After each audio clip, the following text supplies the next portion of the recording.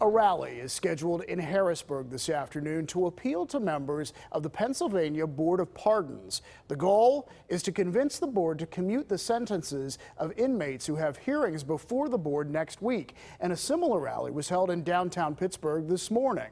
Lisa Washington explains.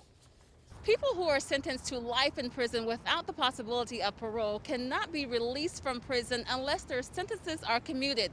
This group wants the Board of Pardons to commute the sentences of those who they feel have served enough time behind bars.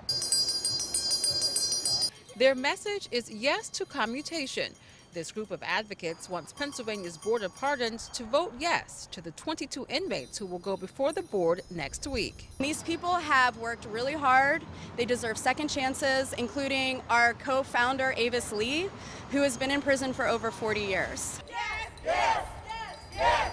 The public hearings are now virtual because of the pandemic. We can't really do the court support that we want to do, so we're just out here showing physical support for our friends coming before the Board of Pardons next week. The group says inmates like Avis Lee, who lived in Pittsburgh and was sentenced to life in prison for her part in a robbery when she was 18, is just one example of the injustices of sentencing guidelines, especially among women. Their grandmothers, their great-grandmothers, usually people who have got convicted of life have gotten convicted in their early teens or in their early 20s.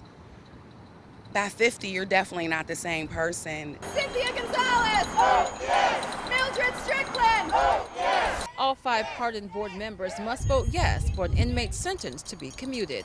Lisa Washington, KDKA News.